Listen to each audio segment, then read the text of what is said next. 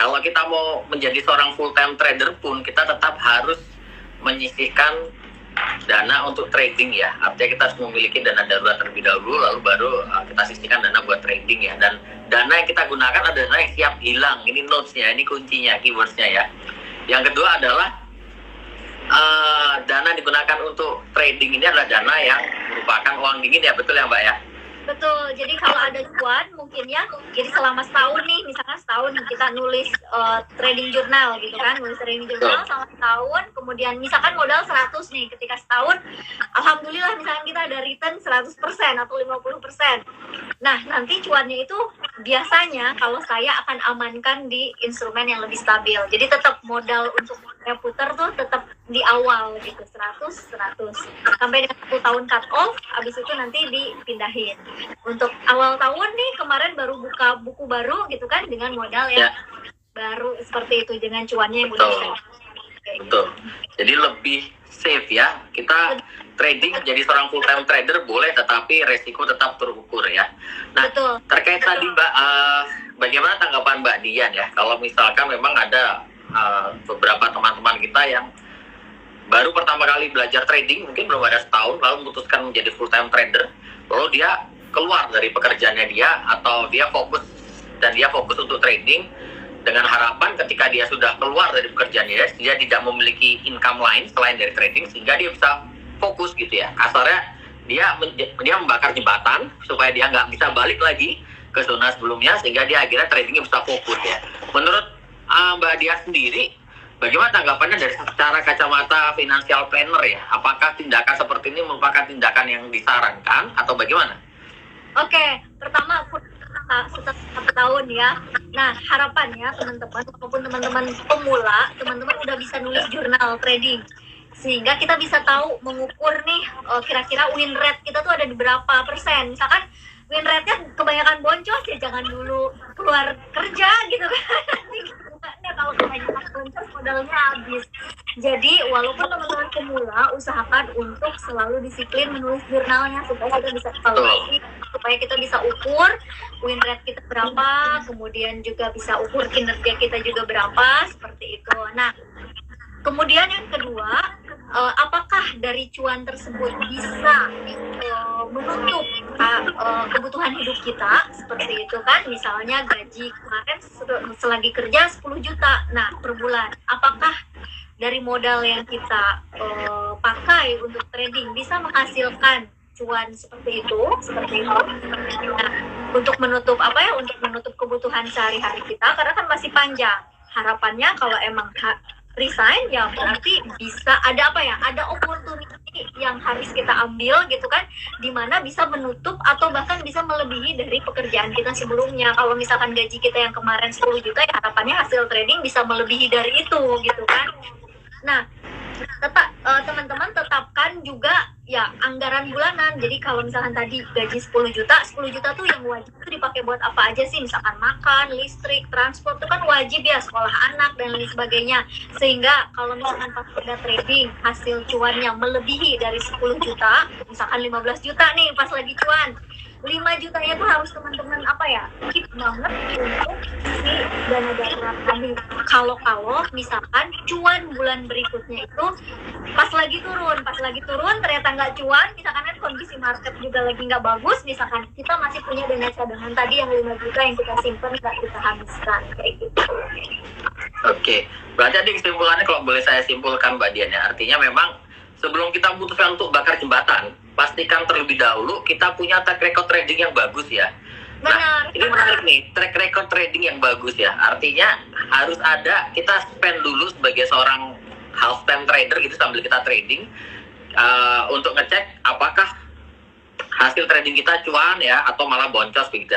Menurut Mbak Dian sendiri, kira-kira berapa lama kita menjadikan bahan pertimbangan begitu ya? Artinya berapa lama kita harus trading dulu sampai cuan tuh, berapa lama sampai kita bisa dikatakan pede atau yakin dan boleh untuk ya udah kita keluar dari pekerjaan kita lalu menjadi full time trader seperti itu? Berapa lama Mbak? Menurut saya dari win rate-nya tuh harus lebih dari 50% lah, setengahnya 70%. Selama berapa lama? Karena setiap orang pasti akan berbeda ya. Misalkan kalau orang orang yang baru sehari dua kali ternyata boncos, habis itu kapok, ya mungkin itu nggak cocok. Tapi kalau konsisten, mungkin awalnya win rate kecil gitu kan, terus kemudian setiap hari di review, kemudian apa lagi ya, setiap hari di review, kemudian setiap hari juga dievaluasi, lihat chart, jadi makin terasa gitu kan pengalamannya, instingnya juga. Itu akan sangat tergantung dari skill masing-masing investor maupun trader dari sisi waktu. Baik, oke. Ini menarik banget ya. Nah, ini kan ngomong-ngomong by the way, ini kan memang sudah kita masuk tahun 2022 begitu ya. Nah, kalau dari kacamata Mbak Dian sebagai seorang investor ya, bagaimana pendapat Mbak Dian terhadap market outlook di tahun 2022 ini? Apakah ini menjadi tahun yang menarik untuk berinvestasi di saham? Atau malah mungkin sebaiknya kita investasi di instrumen investasi yang lain ya, seperti itu? Oke, mungkin nanti mohon koreksi ya juga ya Mas Wijen. Kayaknya Mas Wijen harusnya lebih advance di area ini gitu, karena saya backgroundnya sebetulnya personal finance, dan juga memang saya seorang investor dan juga trader di pasar modal. Nah teman-teman, kalau misalkan relook ke tahun lalu, kita kan nggak dapet window dressing ya, mungkin karena ancaman Omicron juga gitu kan. Kemarin katanya mau naik tapi ternyata nggak jadi naik. Tapi sebetulnya sepanjang tahun 2021 itu IHSG-nya mencapai ATH beberapa kali ya, break ATH ya 2 kali kalau nggak salah sih. Nah kenaikannya tersebut tuh sebetulnya di drive-nya tuh agak beda sama tahun-tahun sebelumnya, karena yang banyak naik atau yang banyak manggung itu saham-saham yang mid dan small cap, mungkin ya, terutama yang bergerak di new economy seperti bank digital, mungkin terus apalagi teknologi juga ya, teknologi mungkin adanya IPO Bukalapak seperti itu. Nah terus pas di akhir-akhir juga sempat batubara sempat naik, tapi ternyata yang nggak membawa perubahan yang cukup banyak, karena ternyata China-nya juga udah cepet respon gitu kan, akhirnya batubaranya ya balik lagi gitu harganya. Nah ke depan, terus kemudian saya juga lihat pergerakan Nasdaq malam lalu tuh turun sampai dengan berapa persen ya Mas ya? 10%, 2 atau 3%? Enggak, kayaknya sekitar 2% ya. 2% ya, sampai dengan 2%. Nah, terus kemudian juga isu sama tapering juga ya, kenaikan suku bunga di AS. Mungkin menurut saya di awal tahun ini sebaiknya tetap waspada. Kemarin 2 hari, Januari tanggal 3 sama 4 kita dapat kenaikan ya lumayan. Tapi ternyata 2 hari ini tanggal 5 dan 6 ternyata ya SG-nya turun lagi. Jadi mungkin kalau dari saya masih tetap harus waspada sih. Jadi teman-teman, kalau misalkan teman-teman diversifikasi maupun maupun ya tetap ketatkan money manajemennya dan juga diversifikasi ke instrumen lain yang lebih stabil untuk jaga-jaga. Kalau dari sisi sektornya sih mungkin akan ada banyak IPO lagi ya, seperti halnya tahun lalu.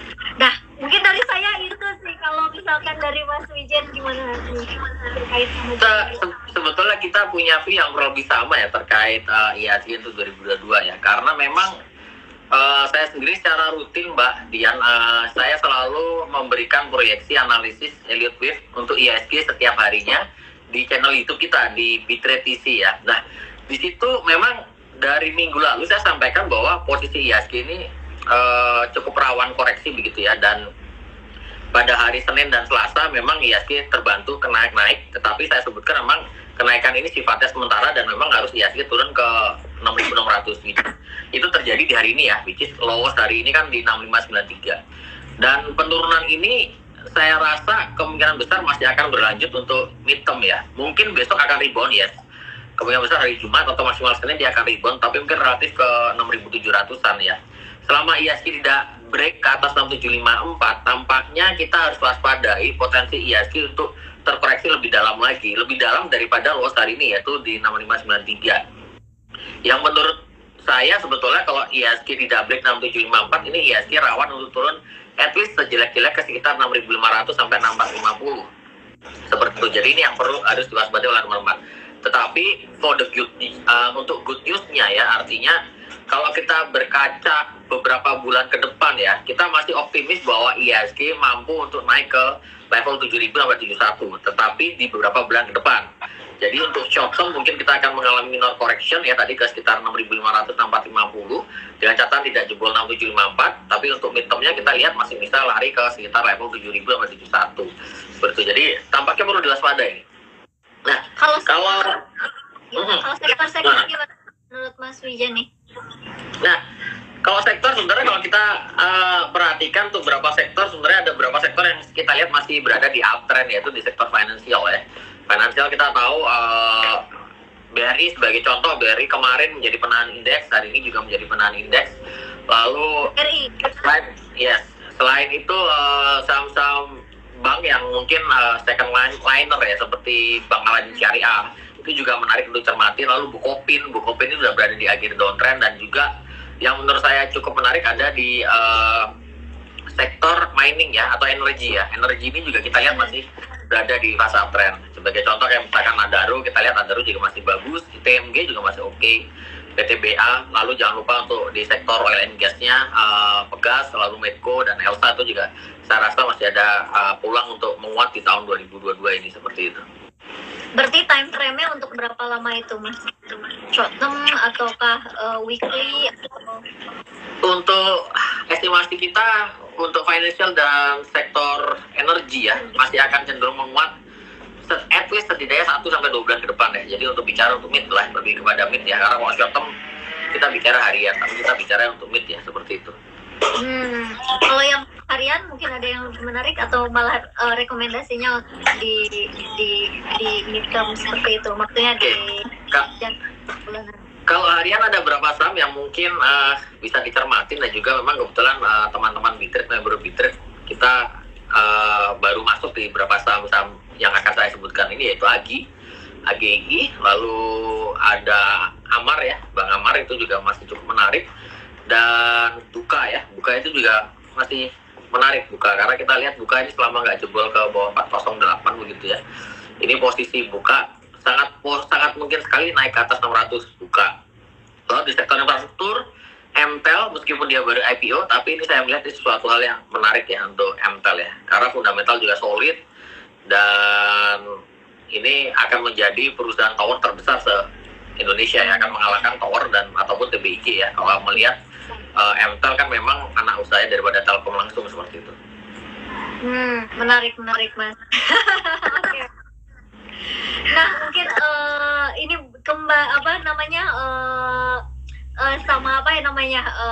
mungkin dari sobat investing mom juga ada yang pengen kenal sama Bitrade gitu, Mas Wijen. Kalau boleh tahu nih kenapa milihnya Elliott Wave, dan kemudian apa sih kelebihannya?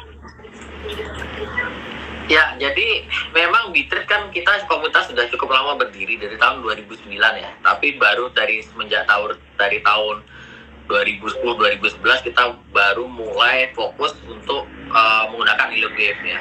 Saya background dulu kuliah di salah satu institut di Bandung begitu, dan waktu itu sebagai mahasiswa, namanya mahasiswa ya, suka banget belajar berbagai macam teknik analisis. Jadi hampir semua teknik analisis saya pernah pelajari dari yang sederhana kayak indikator, MA, Bollinger Band, Alligator, sampai ke GAN pun saya pernah belajar ya, GAN, lalu sampai akhirnya Elliott Wave. Tetapi dari sekian banyak teknik yang saya pelajari, memang saya melihat Elliott Wave ini yang paling cocok untuk karakter saya. Kenapa begitu? Karena di Elliott Wave ini bukan hanya sekedar sinyal beli atau jual, tapi lebih kepada proyeksi ya, proyeksi pergerakan harga. Tidak hanya untuk jangka pendek, tapi jangka menengah dan jangka panjang itu ketahuan gitu ya. Sebagai contoh tadi saya sampaikan ISG jangka pendek mungkin akan mengalami koreksi, tapi untuk mid-nya arah ISG masih ke 7.000 seperti itu. Jadi arah untuk jangka pendek, jangka menengah, jangka panjang itu kelihatan. Yang kedua, Elliott Wave ini sangat membantu saya, terutama kalau saya sering salah dalam mengambil keputusan. Tentu teman-teman sobat-sobat Bitrade dan juga teman-teman investing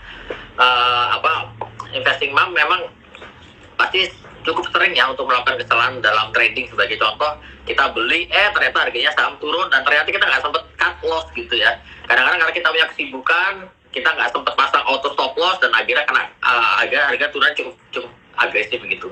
Nah, kalau Elliott Wave ini bisa memberikan jalan keluar gitu ya, exit strategi. Jadi ketika harga turun dalam, kita nggak sempat cut loss, kita bisa tahu kira-kira nih harga akan rebound ke berapa, sehingga kita tahu apa yang harus kita lakukan. Apakah kita harus lakukan cut loss kalau harus melakukan cut loss, kita harus cut loss di berapa? Apakah nunggu rebound di harga berapa sampai kita cut loss? Setelah itu kita harus beli di harga berapa? Nah, ini dua kelebihan yang menurut saya cukup penting dan tidak saya jumpai di teknik analisis yang lain, dan itu cukup sangat membantu saya karena saya juga cukup sibuk dan seringkali nggak bisa mantau layar begitu. Jadi ketika habis meeting misalkan tiba-tiba harga saham jatuh gitu, saya nggak sempat cut loss, ya udah, saya tidak perlu merasa worry, saya tidak perlu khawatir karena saya akan cek skenario illiquidnya, lalu saya bisa tahu kurang lebih saya harus ngapain ya, apakah saya harus average down lagi atau better saya nunggu gitu, sebagai contoh seperti itu. Oke.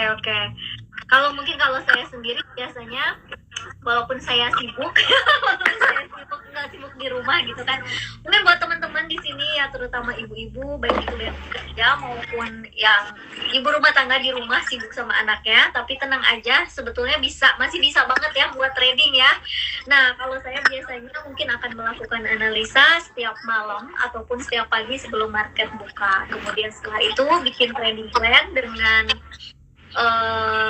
trigger buy-nya di harga berapa dan kemudian stop loss-nya di harga berapa. Kemudian saya akan masukkan selalu ke auto order seperti itu, sehingga ketika market buka sebetulnya saya udah nggak mantauin layar lagi karena semuanya udah di setup di sebelum jam buka seperti itu. Nah, itu pun menjadi menurut saya menjadi benteng psikologi yang baik. Karena kenapa? Karena kalau misalkan kita mantengin layar, terkadang emosi kita terbakar gitu. Jadi kok naik, jadinya pengen haka terus habis haka mungkin ternyata di bawah melorot. Nah, itu jadi salah satu manfaatnya pakai auto order itu ternyata bisa memberikan benteng tahanan psikologi supaya kita nggak ikut. Betul sekali. Mbak Dian, ada pertanyaan yang cukup menarik dari Mas Muhammad Chandra Negara. Rajin menabung saham, no trading. Jadi benar-benar nabung saham secara rutin. Ya. Apakah ini bagus dan apakah ini direkomendasikan menurut kacamata Mbak Dian?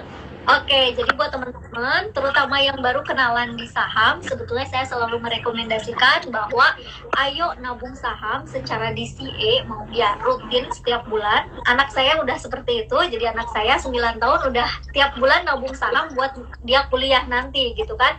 Dia kuliah mungkin sekitar umur 18, sekarang anaknya udah umur 9 tahun, jadi harapannya punya waktu 9 tahun.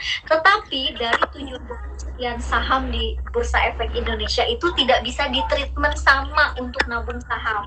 Jadi nggak mungkin semuanya kita misalkan nabung saham A bisa seperti itu, karena ada saham yang pergerakannya tuh beda-beda, treatmentnya beda-beda. Ada yang pergerakannya 1 hari gitu langsung naik, habis itu turun lagi.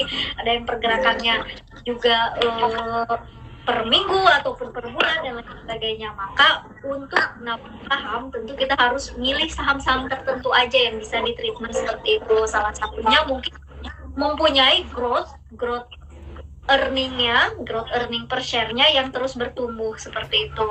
Nah, jadi walaupun nabung saham bukan berarti beli saham habis tidur dan tinggalkan, enggak seperti itu. Jadi biasanya at least tiap kuartal atau per 4 bulan ya, atau per 3 bulan, setiap kali laporan keuangannya turun, kalau bisa tetap masih buka rasio keuangannya, apakah dia masih bertumbuh. Kalau emang masih bertumbuh pendapatannya, bagus, bisa langsung dilanjutkan nabung sahamnya. Tapi kalau misalnya ada anomali ataupun ada penurunan, nah penurunannya itu apakah anomali hanya dia saja, perubahan pendapatan, ataupun ada dari manajemen misalnya, atau memang sistemik, maksudnya secara rata kayak kemarin pandemik ya emang semuanya udah lagi pada turun seperti itu. Jadi ya kita anggap itu anomali yang biasa. Jadi kita bisa langsung treatment ketika sahamnya turun, earningnya juga lagi turun, mungkin itu saatnya kita lagi beli dalam keadaan terdiskon kayak gitu. Jadi nabungnya mungkin bisa lebih banyak. Jadi kayak gitu. Jadi nabung saham bagus, cuma nggak semua dari 700 saham di Indonesia bisa di treatment yang sama untuk nabung saham. Dan akan lebih baik kalau misalnya di saham itu akan lebih baik kalau dilengkapi sama pengetahuan teknikalnya ya, supaya kita bisa tahu kapan harus nambah, kapan harus keluar dulu mungkin ya kalau mau take profit, kapan untuk masuk lagi.